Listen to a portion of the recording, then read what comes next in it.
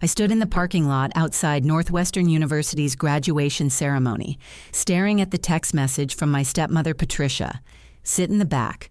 We have reserved seats." My younger brother, Tyler, was about to receive his engineering degree, and instead of celebrating together my own family, was treating me like an unwelcome stranger. As graduates in caps and gowns streamed past with their proud families, I watched my father, Marcus Patricia, and half-sister Emma claim front-row seats while pointing me toward the distant bleachers. Little did they know that within hours, federal agents would arrive with presidential authorization documents, and Tyler's diploma would slip from his trembling hands as the truth about my career finally emerged. The morning had started with such hope. I drove 6 hours from my apartment in Cleveland, my modest Honda Civic packed with graduation gifts and a genuine desire to celebrate Tyler's achievement. Northwestern's campus buzzed with excitement as families gathered for the engineering school commencement. Parents adjusted flower lays while grandparents searched for optimal photo angles. Children clutched balloons as siblings posed in graduate regalia. I parked in the family section, wedging my car between a gleaming BMW sedan and a massive Cadillac Escalade. The contrast felt symbolic of my relationship with my relatives. While other families emerged from luxury vehicles laden with professional camera equipment and elaborate gift bags, I grabbed a simple bouquet of sunflowers and walked toward the ceremony venue. The pre-graduation reception provided my first taste of the day's planned humiliation. Aunt Dorothy approached with her usual warm smile, asking about my teaching career. Before I could respond, Uncle Robert joined the conversation, mentioning my work at that nonprofit downtown. My stomach sank as I realized my father had been fabricating stories about my profession for years. Patricia materialized beside us wearing an expensive navy dress and pearl jewelry that screamed old money elegance. She guided the conversation toward Tyler's accomplishments, mentioning his internship offers and starting salary figures with obvious pride. When Dorothy asked about my work with children, Patricia's smile became razor sharp. "Oh, Georgina keeps busy with her little projects," she said dismissively. "Not everyone needs to make a big splash professionally." Marcus appeared carrying programs and reserved seating tags. His salt and pepper beard was freshly trimmed, and his charcoal suit looked recently tailored. He distributed family identification badges to Patricia Emma and Tyler's girlfriend Sarah, pointedly skipping over me. When I reached for one, he claimed they had exact counts and couldn't accommodate extras. The ceremony began with typical academic fanfare. A brass quintet played processional music as faculty members filed onto the platform in colorful regalia. The university president delivered opening remarks about innovation and future leadership. Dean Martinez introduced the engineering graduates, emphasizing their problem-solving abilities and technical expertise. Tyler looked magnificent in his graduation cap and gown, walking confidently across the stage as his name echoed through the sound system. Our section erupted in applause, with Marcus standing and whistling loudly. Patricia recorded everything on her phone while Emma live-streamed the moment. Sarah waved a small Northwestern banner enthusiastically. I clapped from my isolated position in the back bleachers, surrounded by strangers who occasionally glanced at me with curiosity. Why wasn't I sitting with my family? Did I belong to the graduate being honored? My cheeks burned with embarrassment as I tried to project pride while feeling completely abandoned. During the reception afterward, cousins Jessica and Brian discussed their careers openly. Jessica recently passed the bar exam and joined a prestigious law firm in Chicago. Brian completed his medical residency and accepted a position at Mayo Clinic. Their parents beamed with obvious pride, sharing business cards and professional achievements with anyone within earshot. I remained silent, knowing any mention of my actual work would expose my father's elaborate deception. How could I explain that I didn't teach elementary school or manage nonprofit programs? The truth would unravel years of carefully constructed lies, creating confrontation I wasn't prepared to handle. Patricia served graduation cake with theatrical flourishes, ensuring every family member received generous portions, while somehow overlooking my presence entirely. She distributed napkins printed with Tyler's name and graduation date, along with small gift bags containing personalized mementos. When I approached for cake, she claimed the catering was calculated for exact numbers and suggested I find refreshments at the general reception table. Emma documented everything through social media, posting carefully curated images that captured the family's joy while systematically excluding me from every frame. Her captions celebrated Tyler's achievement and tagged family members individually, creating a digital record of my non-existence. The devastating blow came when I overheard Marcus speaking with his business partner near the refreshment station. His voice carried clearly across the crowded room as he gestured toward Tyler with obvious satisfaction. "This is why I'm proud to have a son who'll make something of himself," he declared confidently. "Tyler represents the kind of real potential I always hoped to see in my children. Engineering requires serious intelligence and practical thinking." His partner nodded approvingly, asking about Tyler's job prospects and graduate school plans. Marcus launched into detailed descriptions of Tyler's internship offers and salary negotiations, his chest swelling with paternal pride. Then came the words that shattered my heart completely. "Tyler is really my only child with genuine potential for success." Marcus continued, unaware that I could hear every syllable. "Some people drift through life without clear direction, but Tyler knows exactly where he's headed. That's the difference between focused ambition and wishful thinking." I stepped backward, nearly colliding with a catering cart. The sunflowers in my hand suddenly felt ridiculous, a childish gesture from someone clearly unwelcome at this celebration. Around me, other families embraced and planned dinner celebrations, while I processed the reality that my own father viewed me as a disappointment unworthy of inclusion. As the ceremony concluded and families began dispersing, Patricia gathered everyone near the university's iconic clock tower for photographs. Professional photographers offered services while students posed with diplomas and family members. The late afternoon sunlight created perfect conditions for memorable pictures. Patricia produced a leather portfolio containing detailed dinner reservations, spreading the documents across a nearby bench like a military strategist planning an operation. She had clearly invested significant time and money in this celebration, booking the exclusive Morton's Steakhouse downtown for what she described as a very special graduation dinner. "I made these reservations 6 weeks ago," she announced proudly, showing confirmation emails on her phone. Morton's required advance booking for graduation weekend, and they only had space for our exact party size. She displayed printed confirmations showing reservations for precisely 5 people: Marcus, Patricia, Tyler, Emma, and Tyler's girlfriend, Sarah. The reservation included special graduation menu packages and premium seating in the restaurant's private dining area. Wine pairings had been pre-selected, and personalized menus featured Tyler's name and graduation date.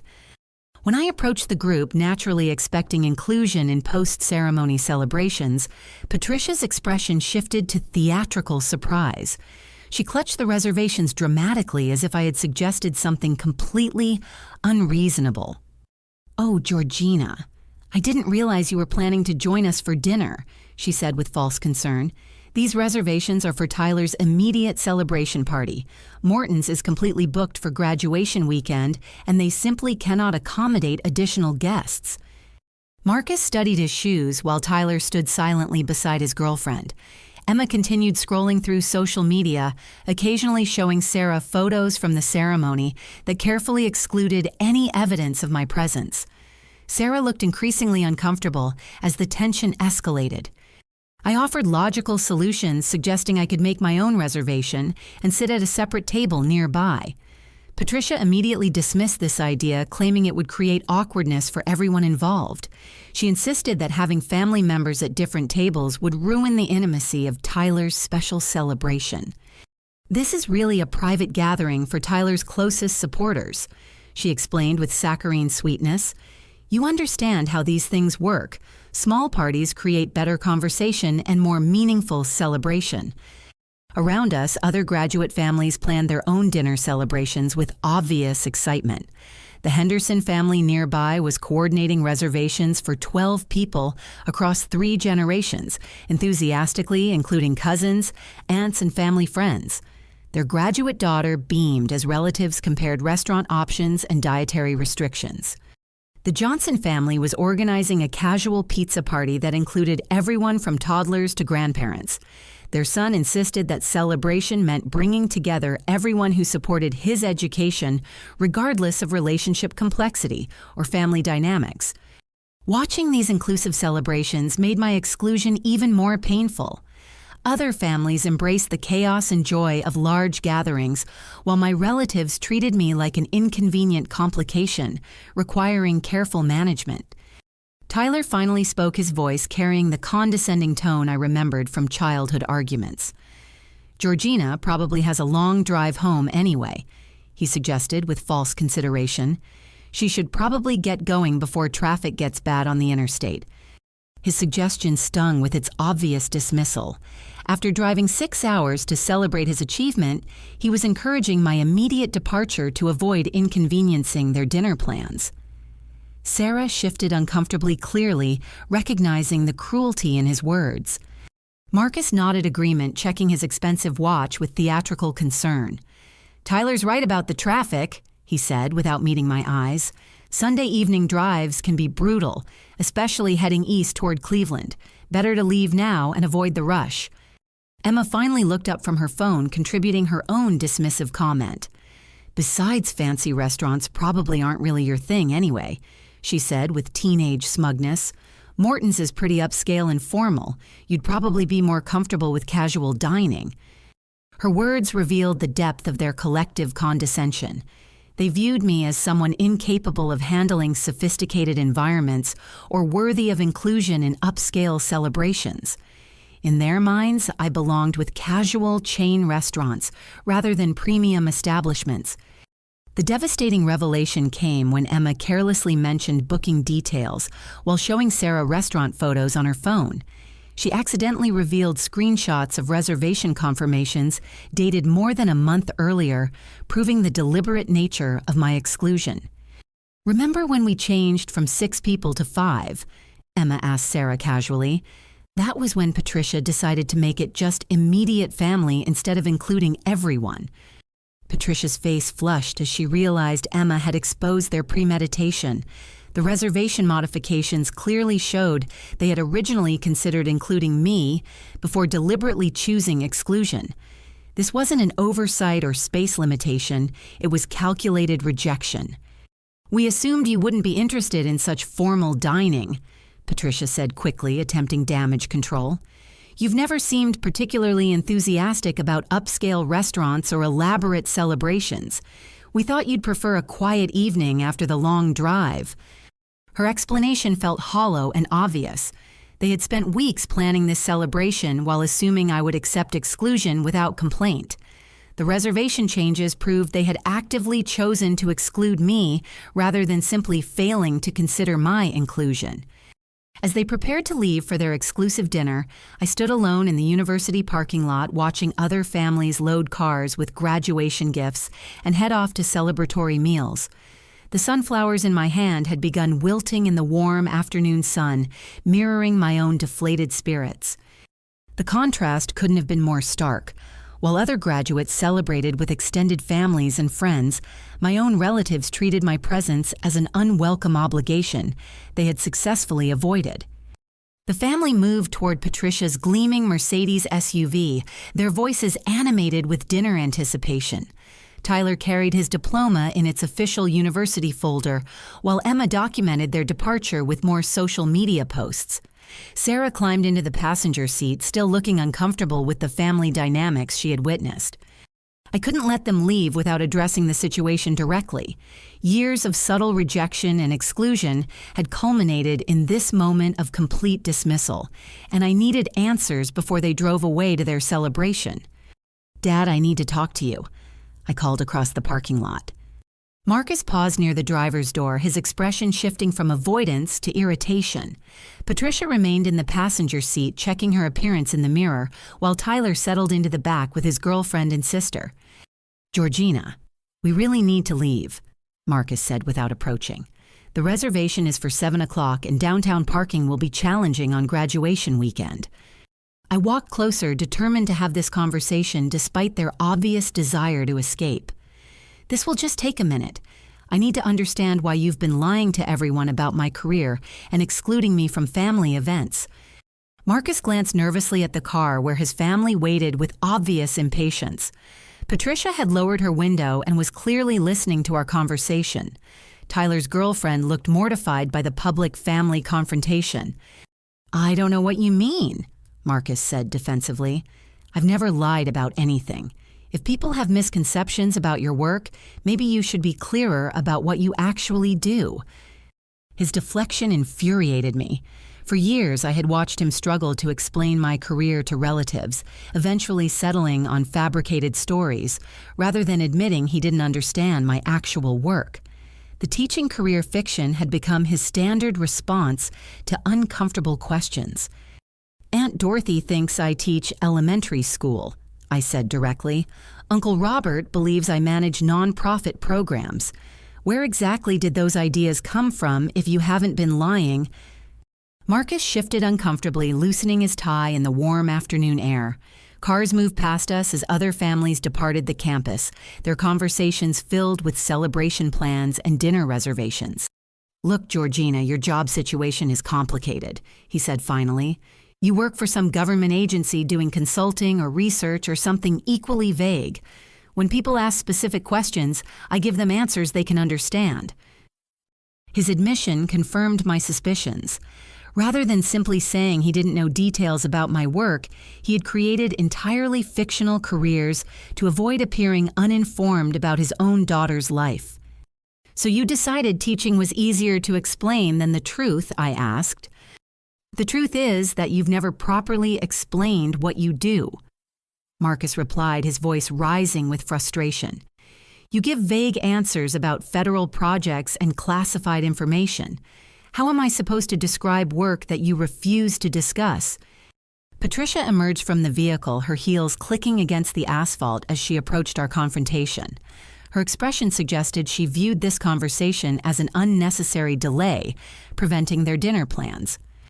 "Marcus, we really need to leave," she said firmly.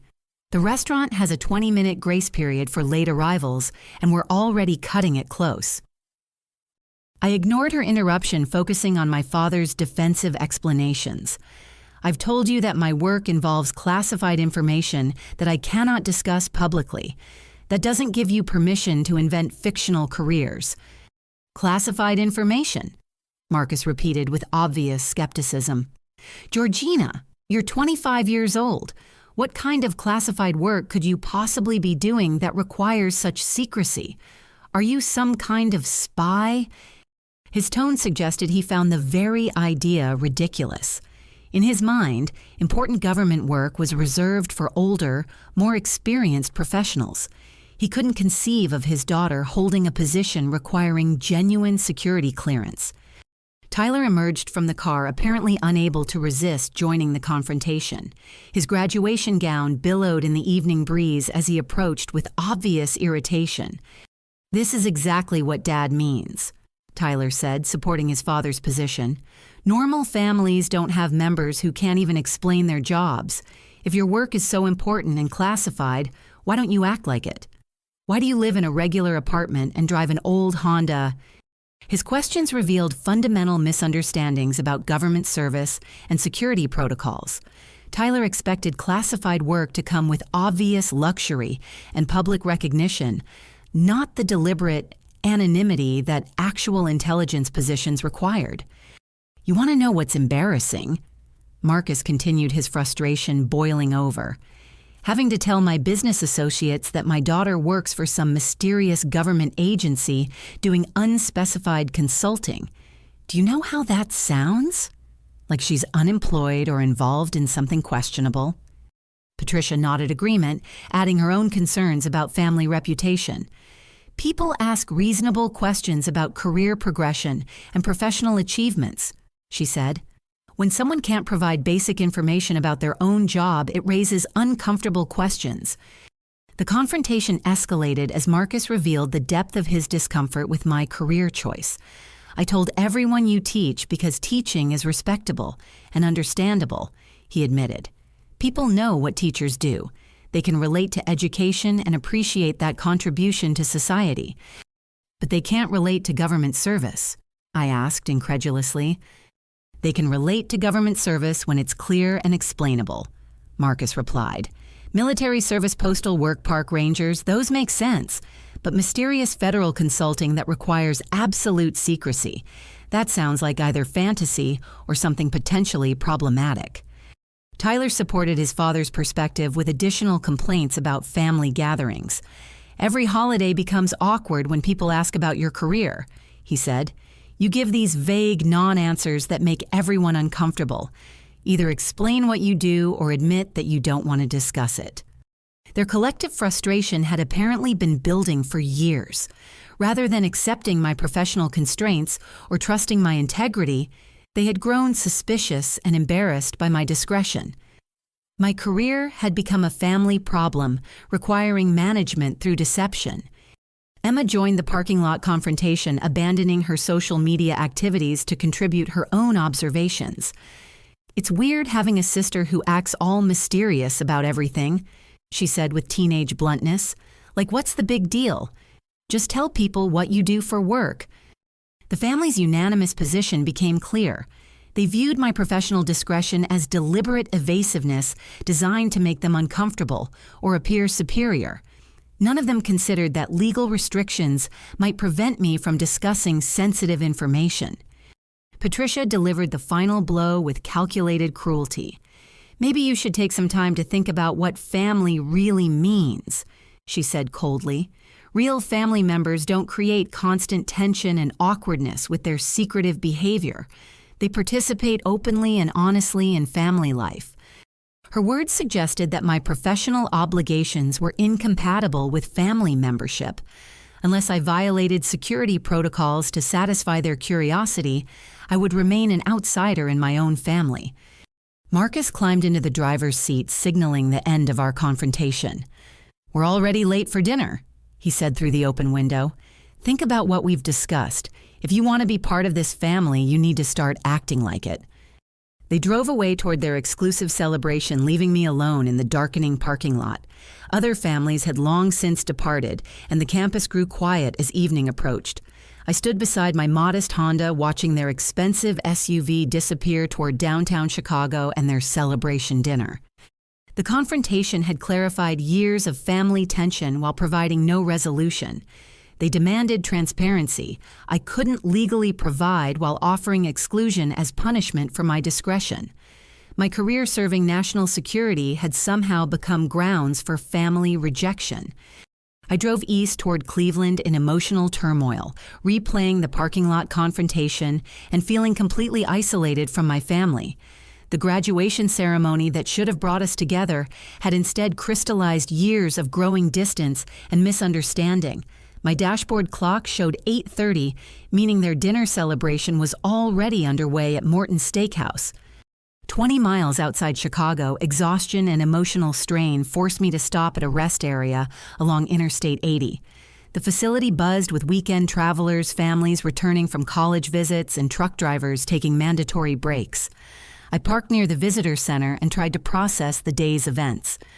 My encrypted phone buzzed insistently in my purse, displaying 17 missed calls from Director Janet Collins.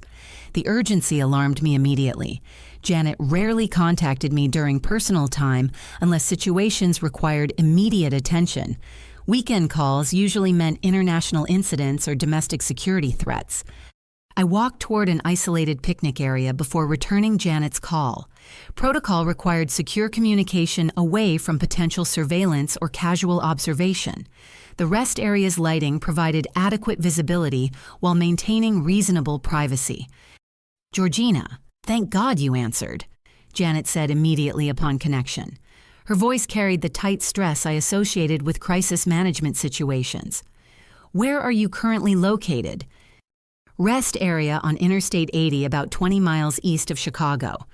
I replied automatically, providing precise coordinates. "What's the situation?" Janet's explanation sent cold dread through my entire body. We have credible assassination threats against multiple intelligence personnel, including yourself. The threats are related to your recent analysis of international trafficking networks, specifically the financial disruption you identified last month. My stomach dropped as implications became clear. The trafficking analysis had taken 6 months of meticulous investigation, tracking money movements through shell corporations and offshore accounts. My discoveries had exposed a massive network moving drugs, weapons, and human trafficking proceeds through seemingly legitimate businesses. How credible are we talking? I asked, scanning the rest area for suspicious activity. Credible enough that Director Patterson authorized immediate protective custody for affected personnel. Janet replied grimly, Your cover identity has been compromised through leaked personnel files. We're treating this as an active threat requiring maximum security response. Janet explained that 17 analysts were being placed under federal protection while threat assessments continued. The leaked information included home addresses, family member identities, and personal background details that made everyone vulnerable to targeted violence. Protection teams are already en route to your location, she continued. They should arrive within 15 minutes. Until then, remain in public areas with good visibility and avoid returning to your vehicle alone. As we spoke, I noticed dark sedan vehicles circling the rest area parking lot with unusual persistence. The same cars had passed 3 times their occupants, appearing to study parked vehicles and pedestrian activity. My training kicked in as I memorized license plates and driver descriptions. Janet, I think I have possible surveillance here, I reported quietly. Multiple vehicles conducting pattern reconnaissance around my position. Protective teams are 2 minutes out, Janet confirmed after brief consultation. Maintain current position and avoid any isolated areas. Do not approach your vehicle until our people arrive. The conversation revealed the scope of my recent professional success.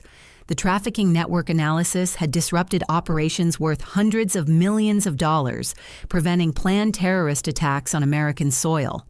My work identifying financial patterns had allowed federal agencies to freeze accounts and arrest key operatives. The networks you exposed were funding 3 separate domestic terrorism plots, Janet explained. Your analysis prevented attacks on transportation infrastructure that could have killed thousands of people.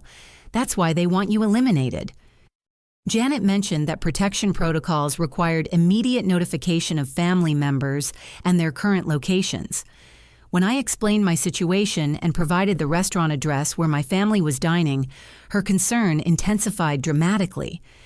Public venues create significant exposure risks, she said after consulting with security coordinators. We need to deploy protection to both your location and theirs immediately. Civilians in proximity to protected persons require briefing and possible relocation.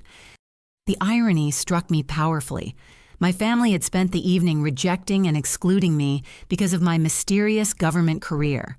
Now that same career would require them to accept federal protection and security briefings they couldn't possibly ignore. How much can you tell them about the threats? I asked. Basic information about your position and current security situation, Janet replied. They'll need to understand that threats against you extend to immediate family members. Protective protocols may require temporary lifestyle modifications. As Janet spoke, black SUVs with government plates entered the rest area from multiple directions. Agent Sarah Chen emerged from the lead vehicle approaching my location with professional efficiency. Her team quickly established a security perimeter while scanning for potential threats. Ma'am, I'm Agent Chen with your protective detail, she said, displaying official credentials. We need to relocate you immediately to a more secure environment. Are you injured or in immediate distress? I'm fine, I replied, ending my call with Janet. My family is at Morton Steakhouse, downtown Chicago. They need notification about security protocols. Agent Chen consulted her communications device before responding. Additional teams are en route to that location now. Your family will receive appropriate briefing about current threats and necessary precautions. As we prepared to leave the rest area, I realized my carefully maintained separation between family life and professional responsibilities was about to be completely shattered. The family who had excluded me for being secretive about my career was about to learn exactly why that secrecy was necessary. The protection detail's arrival marked the end of my ability to shield them from the realities of my work. Within hours, they would understand that my mysterious government consulting involved life and death decisions affecting national security. The career they found embarrassing and difficult to explain actually protected their freedom and safety every single day. Agent Chen opened the armored SUV door as additional vehicles positioned themselves for escort duty. "Ma'am, we need to move now," she said urgently. "Threat assessments indicate immediate relocation is necessary for your protection." I climbed into the vehicle as the full scope of the situation became clear. My family's dinner celebration was about to be interrupted by federal agents bearing presidential authorization documents.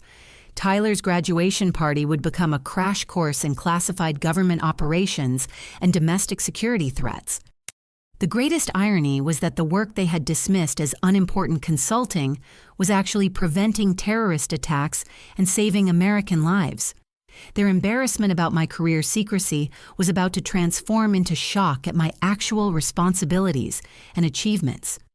As our convoy departed the rest area with emergency lights flashing, I wondered how they would react to learning that their secretive family member was actually serving at the highest levels of national security. Would they finally understand why I couldn't explain my work, or would they find new reasons to maintain their distance? At Morton's Steakhouse, the family's celebration continued in the elegant private dining room Patricia had reserved weeks in advance. Crystal chandeliers cast warm light over their table, while servers presented premium cuts of beef on heated plates.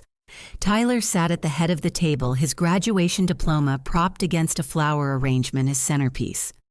Marcus raised his wine glass for another toast, his voice filled with paternal pride.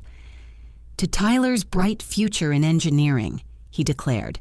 "May your problem-solving skills serve you well in your career and life." Patricia documented the moment with carefully angled photographs, ensuring Tyler appeared properly celebrated while she maintained her role as devoted stepmother. Emma live-streamed portions of the dinner describing the restaurant's upscale atmosphere and Tyler's academic achievements for her social media followers. Sarah sat quietly beside Tyler, still processing the parking lot confrontation and feeling uncomfortable with the family's treatment of Georgina. She occasionally glanced toward the restaurant entrance, wondering if Georgina might appear despite their obvious dismissal. The sommelier presented Tyler with a leather-bound wine menu explaining vintage selections and regional characteristics. Marcus enthusiastically discussed French Bordeaux, while Patricia photographed Tyler studying the wine options with theatrical sophistication. "This is exactly what graduation should feel like," Patricia announced, spreading her arms to encompass their elegant surroundings. "Sophisticated celebration in beautiful atmosphere with people who truly matter." Tyler basked in the exclusive attention, finally free from his sister's mysterious presence and able to enjoy unqualified family support. His engineering achievement felt properly honored without the complication of Georgina's unexplainable career, creating awkward conversations. The atmosphere shifted dramatically when 4 professionally dressed individuals entered the private dining room, their movements precise and purposeful. Lead Agent Rodriguez approached their table with polite authority, his credentials clearly visible as he surveyed the restaurant's layout. "Excuse me, I'm Agent Rodriguez with the United States Secret Service," he said calmly, addressing Marcus directly. "I need to speak with you privately regarding your daughter Georgina's security situation." Patricia nearly dropped her wine glass, her face expressing confusion and alarm. "Secret Service," she repeated incredulously. "There must be some mistake. We don't know anyone requiring federal protection." Tyler stared at the agents with obvious disbelief, his graduation celebration suddenly interrupted by what appeared to be a serious government situation. Emma immediately reached for her phone to record the interaction before Agent Martinez gently discouraged documentation. Marcus stood slowly, his expression shifting from confusion to growing concern. "I'm Marcus Thompson," he said formally. "Georgina is my daughter, but I don't understand why federal agents would be involved with her situation." Agent Rodriguez maintained professional demeanor while scanning the restaurant for potential security concerns. Other diners had begun noticing the federal presence, creating whispered speculation throughout the dining room. "Sir, your daughter works as a senior intelligence analyst for a classified federal agency," Rodriguez explained carefully. "Recent threats against intelligence personnel require immediate family notification and potential protective measures." The family stared in shocked silence as Rodriguez continued his explanation. Tyler's mouth fell open as he processed that his secretive sister actually held a high-level government position requiring federal protection. "An intelligence analyst," Patricia stammered. "But she works in education. Marcus told everyone she teaches elementary school." Rodriguez consulted his briefing documents before responding. "Ma'am, Georgina holds a top-secret security clearance and analyzes international threat patterns for national security purposes. Her work directly supports federal law enforcement and intelligence operations."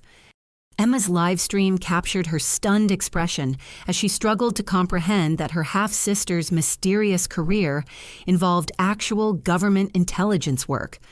The revelation shattered years of assumptions about Georgina's professional importance. "You mean she's like a real spy?" Tyler asked incredulously, his engineering diploma forgotten as he tried to process this information. "She's a senior analyst whose recent work identified and disrupted major terrorist financing networks," Rodriguez clarified. "Her discoveries prevented planned attacks on American infrastructure and saved countless lives." Sarah looked at Tyler with new amazement, realizing his sister was serving their country at the highest levels, while he had dismissed her career as unimportant secretive work. The parking lot confrontation suddenly appeared much more significant. Marcus sank back into his chair, his face pale as the implications became clear. For years, he had been embarrassed by Georgina's mysterious career, never imagining her work carried such vital importance to national security. "But why didn't she tell us?" Patricia demanded. "Why all the secrecy and evasiveness about her job?" "Intelligence work requires absolute discretion to protect ongoing operations and personnel safety," Rodriguez explained patiently. "Analysts cannot discuss classified information with unauthorized individuals, including family members." Rodriguez received communication through his earpiece before addressing the family again. "Georgina is currently under protective escort and en route to this location.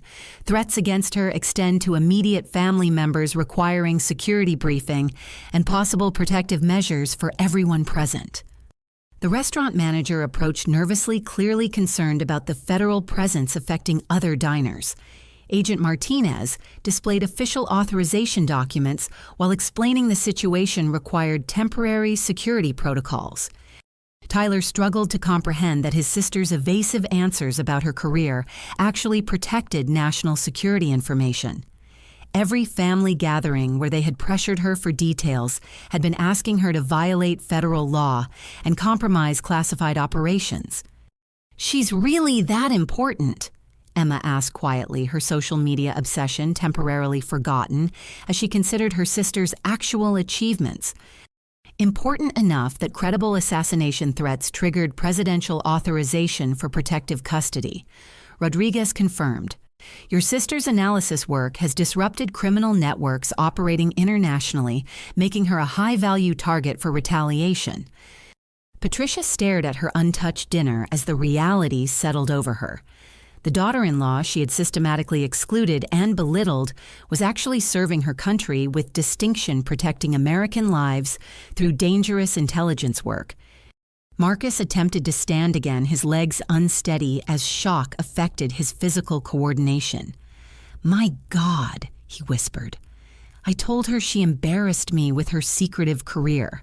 I said I wished she had chosen something normal like teaching."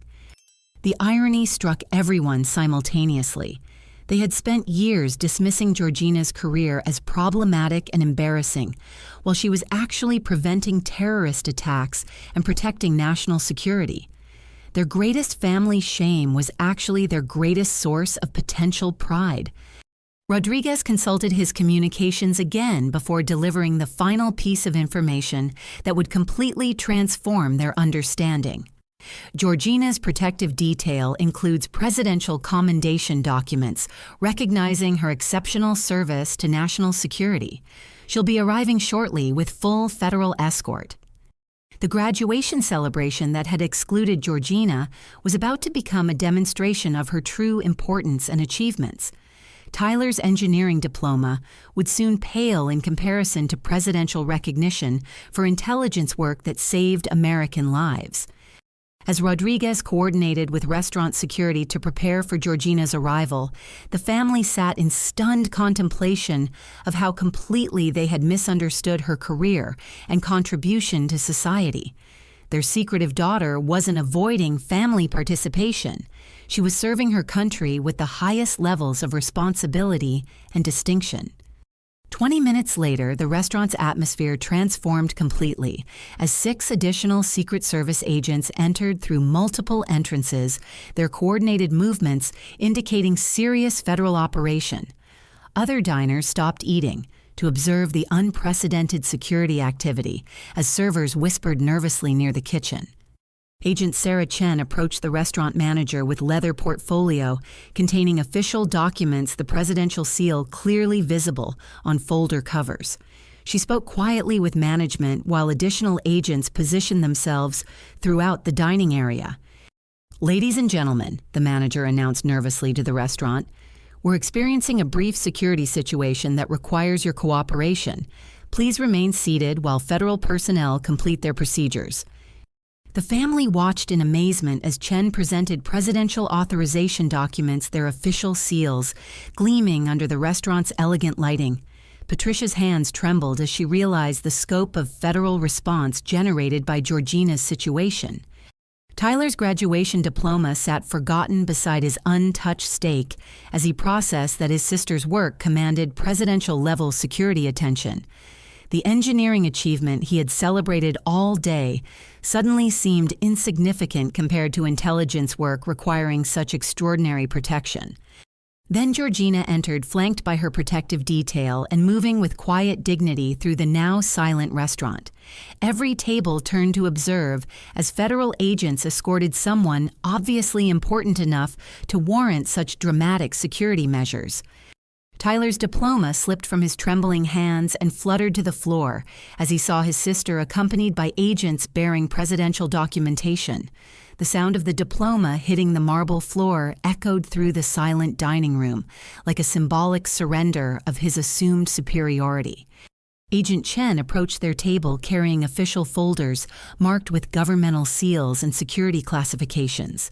She opened the documents carefully, revealing presidential commendation letters and service recognition certificates bearing Georgina's name and signature lines from the highest levels of government. "Mr. Thompson." Chen addressed Marcus formally. "Your daughter's intelligence analysis prevented 3 separate terrorist attacks on American transportation infrastructure. Her work identifying financial patterns disrupted criminal networks operating across 17 countries. Marcus stared at the presidential documents while struggling to reconcile this information with years of dismissing Georgina's career as mysterious consulting work. The daughter he had viewed as professionally embarrassing was actually serving at levels he never imagined possible. Patricia studied the official seals and signatures, her face expressing shock and growing comprehension. The stepdaughter she had systematically excluded from family celebrations held presidential commendation for protecting American lives. "Ma'am," Chen continued addressing Patricia directly, "the trafficking networks your stepdaughter exposed were financing domestic terrorism operations planned for major American cities. Her analysis saved thousands of potential casualties." Emma retrieved Tyler's fallen diploma, comparing its university seal to the presidential documentation covering their table. Her brother's academic achievement, while impressive, paled beside their sister's service recognition from the highest levels of American government. Sarah watched Tyler's face transform from graduation joy to stunned realization that his mysterious sister outranked him professionally by margins he never conceived possible. The parking lot confrontation where they had dismissed her career suddenly appeared incredibly foolish. Chen established security protocols around their table while explaining the immediate situation.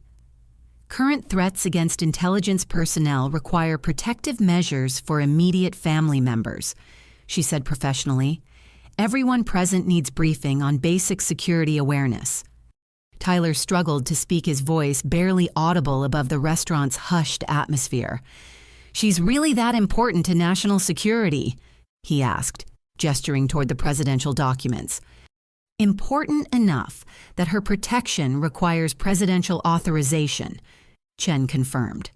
"Your sister's work involves life and death decisions affecting millions of Americans. Her recent discoveries prevented terrorist attacks that would have killed thousands of innocent people." Marcus attempted to approach Georgina, but Agent Rodriguez maintained professional distance while security protocols were established. The father, who had demanded explanations for her secretive career, now faced evidence of her extraordinary service and sacrifice. "Why didn't we know?" Patricia whispered, studying the commendation documents with growing amazement. "How could we not know she was serving her country like this?" "Intelligence work requires absolute discretion to protect ongoing operations and personnel safety," Chen explained. "Analysts cannot reveal classified information to unauthorized individuals, regardless of family relationships." Rodriguez added context about Georgina's specific achievements. The financial analysis she completed last month identified terrorist funding sources operating through legitimate businesses. Her discoveries allowed federal agencies to freeze accounts worth hundreds of millions of dollars and arrest key operatives. Emma stared at her half-sister with newfound respect, realizing that Georgina's evasive answers about her career had actually been protecting national security secrets. Every family gathering where they pressured her for details had been asking her to violate federal law. Tyler picked up his graduation diploma from the floor, its university seal now appearing modest compared to presidential recognition documents spread across their table. His engineering achievement remained meaningful, but Georgina's service clearly operated on entirely different levels of importance. The restaurant's other diners watched with obvious curiosity as federal agents continued coordinating security measures around their table. Whispered conversations speculated about the identity of someone important enough to warrant such extraordinary protection. Patricia broke down emotionally as the full implications became clear. "We excluded her from dinner because we were embarrassed by her secretive career," she sobbed. "She was actually protecting our country while we treated her like a problem family member." Chen presented the final presidential commendation document, its official language recognizing Georgina's exceptional intelligence work and contribution to national security. The document bore signatures from senior government officials and praised her dedication to protecting American lives. This commendation recognizes intelligence analysis that prevented terrorist attacks planned for Chicago, New York, and Washington, D.C. Chen explained, "Your daughter's work quite literally saved lives in the cities where your extended family lives and works." Marcus studied the presidential seal while tears formed in his eyes. The daughter he had criticized for mysterious government work was actually serving with distinction at levels he never imagined possible. His embarrassment about her career had been completely misplaced. Tyler sat motionless, comparing his graduation achievement to his sister's presidential recognition for preventing terrorist attacks. The family gathering that had excluded Georgina was revealing her true importance and extraordinary service to their country. As Chen completed security briefings and prepared for controlled family interaction, the transformation in their understanding was complete. The secretive daughter they had treated as an embarrassing family problem was actually their greatest source of potential pride and honor. The graduation celebration that had deliberately excluded Georgina was becoming a revelation of her true achievements and service. Tyler's diploma represented personal academic success, while Georgina's presidential commendation represented service that protected millions of American lives. Agent Chen allowed controlled family interaction within the established security perimeter, monitoring conversations while maintaining protective protocols. The restaurant's private dining room had become a secure environment where years of family misunderstanding could finally be addressed. Marcus approached Georgina slowly, his movements hesitant as he struggled to process the complete reversal of his assumptions about her career and importance.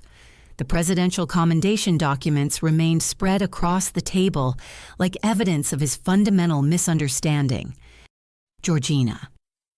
He began, his voice breaking with emotion. I owe you the deepest apology possible.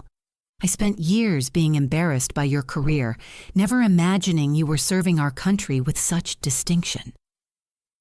Georgina studied her father's face, seeing genuine remorse and shock replacing years of dismissive frustration. The man who had criticized her secretive work was confronting evidence of her extraordinary service and sacrifice. I told relatives you taught elementary school because I was ashamed of not understanding your real work. Marcus continued, tears flowing freely. I thought your mysterious government consulting made our family look bad. I never considered that your discretion was protecting national security. Patricia approached with her own emotional burden, her elegant dinner attire now wrinkled from stress and tears. The stepmother who had orchestrated systematic family exclusion faced the reality of Georgina's true achievements and character. I excluded you from celebrations because I felt threatened by your independence and success. Patricia admitted through sobs. I used family gatherings to diminish your importance because I was insecure about your accomplishments. I treated a national hero like an unwelcome outsider. Tyler retrieved his graduation diploma from the floor, holding it while studying the presidential documents, recognizing his sister's intelligence work. His engineering achievement remained meaningful, but Georgina's service operated on entirely different levels of national importance. I demanded explanations for your career while you were legally prohibited from providing them, Tyler said, his voice filled with shame. I accused you of acting superior when you were actually protecting classified information that could affect national security. Sarah watched the family confrontation with growing understanding of the dynamics that had excluded Georgina from their celebration. Tyler's girlfriend was witnessing the complete transformation of family assumptions about Georgina's worth and contributions. I never understood why you gave vague answers about your job, Tyler continued. I thought you were being deliberately evasive to make us feel bad. I never imagined you were preventing terrorist attacks and saving American lives. Emma abandoned her social media activities, completely deleting earlier posts that had mocked the family situation without understanding its significance. Her half-sister's work involved life-and-death decisions affecting millions of people, while she had been obsessed with graduation party documentation. I called your career mysterious and weird, Emma said quietly. I complained about you making family gatherings awkward when you were actually serving our country. I treated intelligence work like it was some embarrassing hobby. Agent Chen facilitated the family discussion while monitoring security communications about ongoing threat assessments. Her presence reminded everyone that Georgina's service involved real dangers requiring federal protection. The threats against intelligence personnel are serious and ongoing, Chen explained to the family. Your daughter's work disrupting criminal networks has made her a target for retaliation. Her discretion about career details was necessary for operational security and personal safety. Rodriguez added context about typical intelligence career constraints. Analysts with top-secret clearance cannot discuss work details with unauthorized individuals regardless of family relationships. The secrecy your daughter maintained was required by federal law. Marcus studied the presidential commendation documents again, reading official language praising Georgina's exceptional service and contribution to national security. His daughter had been serving with distinction, while he complained about her mysterious career. I publicly told my business partner that Tyler was my only child with real potential. Marcus admitted with deep shame. I said you lacked direction and focus while you were actually preventing terrorist attacks on American cities. Patricia addressed the systematic exclusion she had orchestrated through family celebrations and social media documentation. I planned this graduation dinner to exclude you deliberately, she confessed. I made reservations for exactly 5 people and told you the restaurant was fully booked. Tyler recognized his own contribution to family dynamics that had isolated Georgina from celebrations of her achievements. I suggested you leave early to avoid traffic because I didn't want you at our dinner, he admitted. I treated your presence like an inconvenience when you had driven 6 hours to celebrate my graduation.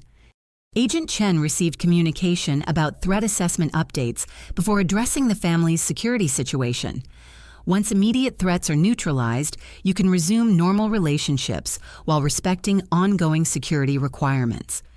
She explained that Georgina's continued intelligence work would require family awareness of basic security protocols, but wouldn't prevent closer relationships built on mutual respect and understanding. The important thing is recognizing that your daughter's service requires ongoing discretion about work details, Chen emphasized. Her career serves national interests that transcend family curiosity about specific operations. Marcus committed to correcting years of lies told to extended family about Georgina's career. I'll contact everyone who received false information about your teaching career, he promised. They deserve to know that you serve our country with distinction, even if I can't provide specific details. Patricia offered to plan future family celebrations that properly honored Georgina's achievements while respecting security requirements. I want to rebuild our relationship based on truth and respect, she said earnestly. You deserve inclusion and recognition for your service and sacrifice. Tyler suggested establishing new family traditions that accommodated Georgina's unique circumstances while ensuring her participation in important celebrations. I want my future children to know their aunt serves our country, he said. They should understand that some family members make sacrifices to protect others. Emma expressed amazement at her sister's actual responsibilities and achievements. I want to learn about public service and maybe contribute something meaningful myself, she said. You've shown me that real importance comes from helping others, not social media attention. Sarah addressed Tyler directly about his treatment of Georgina.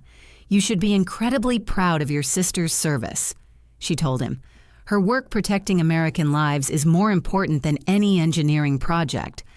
Agent Chen facilitated final security briefings while the family processed their transformed understanding. The graduation celebration that had excluded Georgina was ending with recognition of her true achievements and importance. Rodriguez presented the family with contact information for security liaisons who could address future questions about appropriate security awareness. Your daughter's service will continue requiring discretion, but her family should understand and support that commitment. As security protocols concluded, Marcus gathered both Tyler's graduation diploma and Georgina's presidential commendation documents, holding them together as symbols of different but equally valuable achievements. Both my children serve others through their talents, he said with newfound pride. Tyler will build infrastructure that improves lives, while Georgina protects the security that makes such progress possible. Patricia arranged for restaurant staff to photograph the family together with both achievement documents, visible, creating the inclusive family documentation she'd previously denied Georgina. The evening concluded with the family leaving Morton's Steakhouse together, under protective escort, finally united and proud of all their members' contributions to society. Tyler carried his graduation diploma, while Marcus held Georgina's presidential commendation, both representing service to others through different but meaningful paths. Agent Chen coordinated their secure departure while explaining that threats against intelligence personnel were being addressed through ongoing federal operations. The family's new understanding of Georgina's work would help them support her continued service while maintaining necessary security awareness. As they walked to their vehicles under federal protection, Georgina felt the satisfaction of finally being understood and appreciated by her family. Years of exclusion and rejection had been replaced by recognition and pride in her service to their country.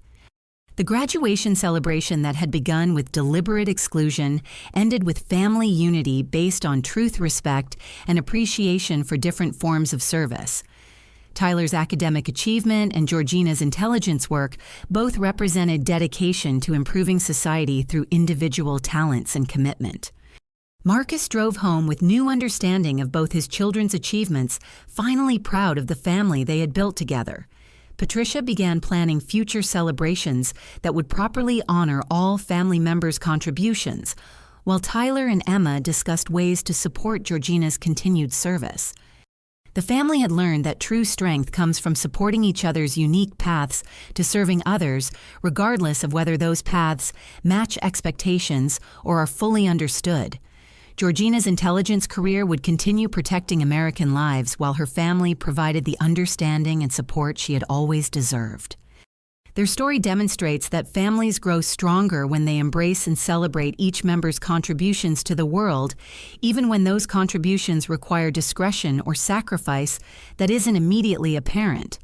Love means trusting each other's integrity and supporting choices that serve larger purposes than personal comfort or understanding. Have you ever experienced family misunderstanding about your career choices or life decisions?